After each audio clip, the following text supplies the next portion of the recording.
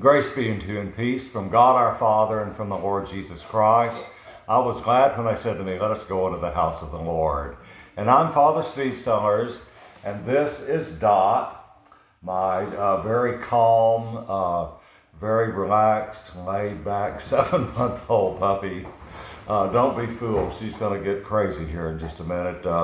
She's simply addicted to peanut butter. And so when she's around peanut butter, it sort of calms her down until she gets finished with it, and then she wants more. But this is our daily message of hope. And I just want to leave us with a thought today that God helps us in ways that we rarely expect. You know, often when we cry out to the Lord for help, we've already got figured out in our mind what we want God to do, but it doesn't work that way. God is full of surprises. I was thinking of a song this morning that Herb Alpert and the Tijuana Brass did back in the early 1960s called A Taste of Honey.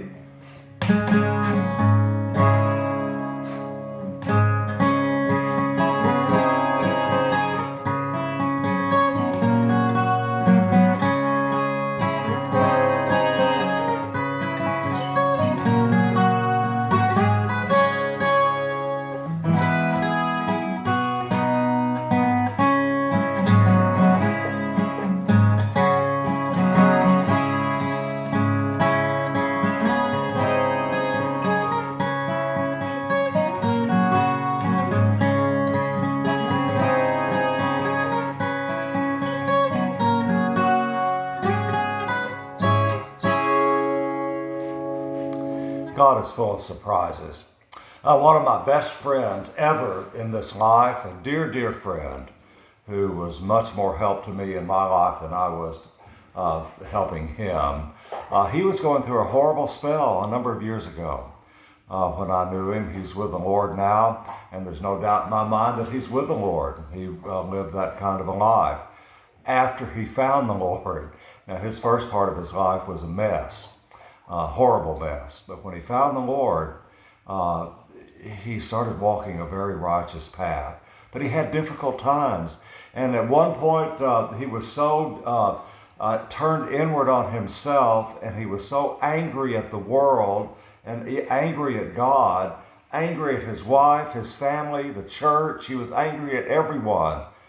But I told him that what he needed to do was to go out into the desert somewhere. And he did. And I told him to spend time with God, just you and God, and tell God exactly what's on your mind. I have a feeling God already knows. Well, he did. He went out into the eastern part of New Mexico and the wastelands there, drove his little camper pickup down into a dried out creek bed. There's no water where he was. And so he pulled up and he got out and looked around. There was no one around.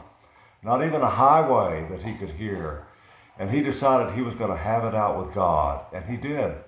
He had a very lengthy conversation with the Lord that left him sobbing and crying and sobbing his eyes out. And he told me when he came back and we visited about this, that he was so exhausted from pouring himself out on the Lord that he fell asleep. And God never answered him. God never said a word to him. And so his anger persisted because he had figured out that God was supposed to have made a special appearance for him. And anything less than that would not have been what he wanted from the Lord. So he fell asleep.